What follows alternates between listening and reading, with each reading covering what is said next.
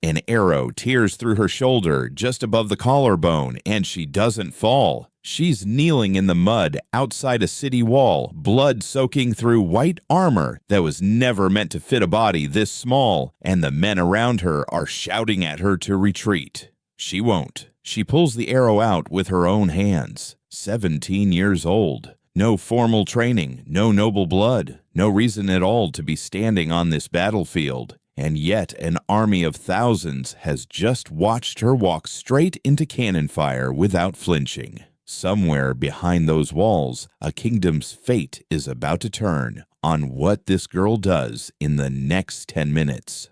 Her name was Jeanne.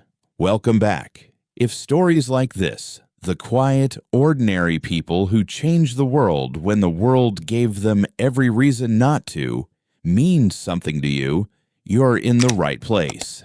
Today, we're telling the story of Joan of Arc. She was born in 1412 in a small farming village called Domrémy in the east of France. Her father grew grain. Her mother taught her to sew, to spin wool, to pray. Nobody in that household could read. Nobody expected anything of Jeanne beyond the life every girl in that village lived. Marriage, children, the same fields her mother had worked. France, at the time, was tearing itself apart. The 100 Years' War had been grinding on for generations, and by the time Jeanne was a girl, it had become something closer to a slow-motion collapse. The English held Paris. They held the North. The French king had died, and his son, the man who should have been crowned Charles VII, hadn't been crowned at all. He was a prince without a coronation, hiding in the chateau at Chinon,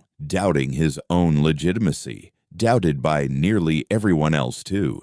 Some in his own court whispered that he wasn't even the rightful heir. A kingdom without a king, fighting a war it was losing. Jeanne was 13 when she says she first heard the voices. She would later describe them carefully, under interrogation, in words that survive to this day. A light, and with the light, a voice. She said it came from St. Michael, and later from St. Catherine and St. Margaret. At first, she said, the voices spoke of small things, how to live well, how to keep her faith. But as the years passed, the message changed. The voices told her she had to leave home. They told her she had to find the prince. They told her she had to save France. Imagine believing that at 13. Imagine it again at 16 when the voices stopped being gentle and started being specific. Go to Vaucouleurs. Ask for an armed escort. Tell them you're going to see the king. Her parents thought she was losing her mind. Her father reportedly said he'd rather drown her himself than see her run off with soldiers. This was not encouragement. This was a girl, alone, against every person who loved her. But she went anyway. In May of 1428, 16-year-old Jeanne walked to the nearby garrison town of Vaucouleurs and asked its captain, a hard, unimpressed man named Robert de Baudricourt, to give her an armed escort to see the prince. He laughed at her. He told the men present to slap her and send her home to her father. She came back. She came back a second time and then a third in January of 1429. And this time, something had shifted. Word had spread through the town that this strange, insistent girl had predicted a French military defeat near Orléans days before news of it arrived. Nobody could explain how she knew. Baudricourt, unnerved, finally gave her what she asked for: a small escort, a sword, and a set of men's clothes for the journey, since traveling as a woman through war-torn country was its own kind of danger. She cut her hair short. She rode for 11 days through territory, crawling with enemy patrols, dressed as a soldier, and arrived at Chinon in early March. Charles was suspicious. Everyone around him was suspicious. There are accounts. impossible to fully verify, but persistent across multiple sources, that he tested her by disguising himself among his courtiers and putting another man on the throne just to see if she'd be fooled. She wasn't. She walked straight past the decoy and knelt before the real prince. What she told him next, no outside witness ever recorded. Whatever it was enough. Charles, a man who had spent years doubting his own right to the crown, came away convinced, or at least convinced enough to gamble. Before she left Domrémy, her parents had given her one thing, a small ring, engraved simply with the words Jesus Maria. It was the only piece of home she carried with her. She wore it through everything that came next. The theologians at Poitiers spent 3 weeks questioning her about her faith, her voices, her intentions, a kind of trial before the trial that would one day kill her. She answered plainly, without flinching, and they found nothing in her to condemn. Charles made his decision. He would give this teenage girl armor, a banner, and a place at the head of an army marching to break the siege of Orléans. Orléans had been under English siege for 7 months. It was the last major stronghold standing between the English army and total control of the French heartland. If it fell, most historians agree, the war was effectively over, and France, as a kingdom, might not have survived intact. Jeanne arrived at the edge of the city on the 29th of April, 1429, 17 years old, in white armor, carrying a banner she'd had painted herself, showing Christ in judgment flanked by angels. She refused to carry a sword into battle. She said the banner was weapon enough. The professional soldiers around her had every reason to dismiss her, and yet something changed the moment she arrived. Morale, which had been draining out of the French forces for months, came back. Men who had been ready to abandon the siege started talking about victory again. Whether it was faith, coincidence, or simply the sight of someone utterly fearless standing at the front line, something in that army shifted. On the 4th of May, French forces attacked an English fortress east of the city without her knowledge. She'd been resting. She woke, she said, because her voices told her French blood was being spilled. She rode out and arrived in time to rally a wavering assault into a French victory. 3 days later came Les Tourelles, the fortress guarding the city's main bridge, the hardest position of all. This is where the arrow found her, early in the assault, just above her left breast. She was pulled from the field, the wound treated, and by her own account, she wept from the pain like any other person would. Then she went back. She returned to the fighting that same evening. The final assault broke through. The siege of Orléans, which had ground on for 7 months and looked unbreakable, ended in a single week because a 17-year-old girl refused to leave a battlefield. Word of it spread across France faster than any army could march. They started calling her the Maid of Orléans. Orléans was the turning point, but it wasn't the goal. Jeanne had told Charles from the very beginning what her voices demanded next. Not just victory, but a coronation, and not in any city. In Reims, the traditional site where every French king for centuries had been anointed. The problem was that Reims sat deep in enemy-held territory, over 100 miles through hostile country. Charles' advisors thought the idea was reckless. Jeanne pushed anyway, and through the summer of 1429, French forces cleared a path. Towns surrendering one after another, sometimes at the mere approach of the army she rode with, as if her presence alone had become a kind of weapon. On the 17th of July, 1429, Charles VII was crowned King of France in Reims Cathedral. Jeanne stood beside him during the ceremony, holding her banner in the place of honor she'd earned with her own body and blood. A prince who had spent years doubting his own legitimacy was, in that hour, undeniably a king, and it had happened because a farm girl from Domrémy refused to be told no. It should have been the end of her story. In most tellings of most lives, it would have been.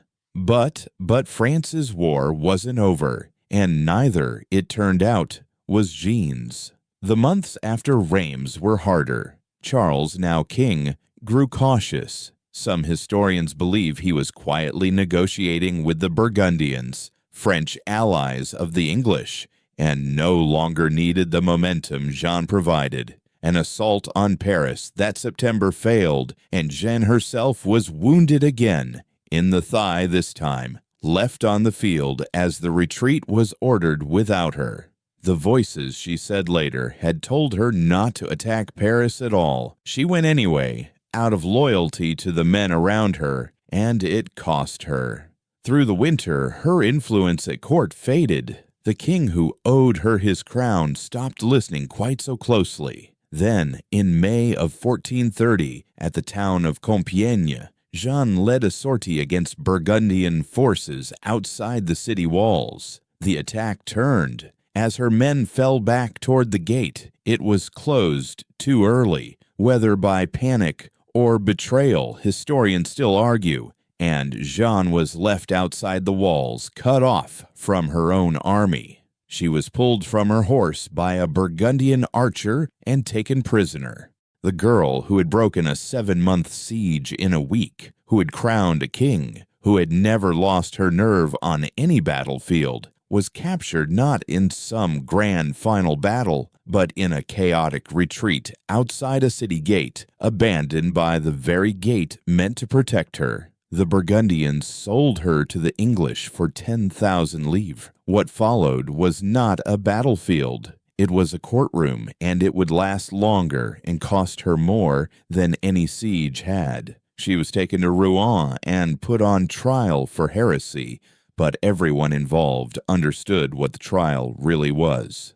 Charles VII, the king she'd crowned, made no serious effort to ransom or rescue her. The English needed her discredited, not just dead. A witch who deceived a nation was a far more useful story than a martyr who inspired one. The judges questioned her for months. They stripped her of the men's clothing that had let her travel and fight and live among soldiers without becoming a target, then punished her for wearing it. They pressed her again and again about her voices, hoping to trap her into either blasphemy or contradiction. At one point, they asked her whether she believed she was in God's grace, a question with no safe answer, since claiming certainty was heresy, and claiming doubt was as good as confessing guilt. Her answer, recorded in the trial transcript, has been called one of the most quietly brilliant responses in the entire history of interrogation. If she was not, she hoped God would put her there. If she was, she hoped God would keep her there. 19 years old, alone, facing trained theologians who wanted her dead. And she outthought them. It didn't save her. Worn down by months of confinement and threats, she signed a confession she likely didn't fully understand, recanting her voices. Her sentence was reduced to life in prison. But days later, guards took away her women's clothing and left only the men's clothes she'd been forbidden to wear, whether to provoke her into relapsing or simply to leave her without anything to cover herself. No one can say for certain. She put them on. It was called a return to heresy. It was enough. On the 30th of May, 1431, Jeanne was burned at the stake in the marketplace at Rouen. She was 19. Witnesses said she asked for a cross to hold as the fire was lit, and that she called out the name of Jesus as she died. When it was over, the English are said to have burned her remains a second and third time and scattered the ashes in the Seine to leave nothing behind that could become a relic. They took her ring long before that. Early in her captivity, taken from her, along with everything else that marked her as a person and not a prisoner. The small ring engraved Jesus Maria, the only piece of home she'd carried out of Domrémy 3 years earlier. It's never been recovered. 25 years later, in 1456, a new trial opened, not to condemn her this time, but to clear her name. Charles VII, secure on the throne she'd helped him claim, finally authorized an investigation into the trial that killed her. Witnesses who had known her were brought forward. The original proceedings were found to be riddled with procedural corruption, coerced testimony, and political interference. Jeanne was formally declared innocent. It took nearly 500 years more before the Catholic Church made her a saint. In 1920, by then, she'd become something larger than the historical record could hold. A symbol claimed by soldiers, by feminists, by nationalists, by anyone who needed proof that ordinary people can move history. But strip away everything she became, and what's left is simpler and harder to shake. A farm girl who believed she heard something worth risking everything for, and who never once, from Domrémy to the stake at Rouen, took it back when it would have been easy to. They took her ring. They never got the rest of it. Not the voice that spoke first at 13, not the answer she gave her judges that they couldn't touch. Not the fact that a kingdom stands today because a girl decided no was not an answer she'd accept. If this story stayed with you, consider subscribing to Histolingo. There are more like it waiting.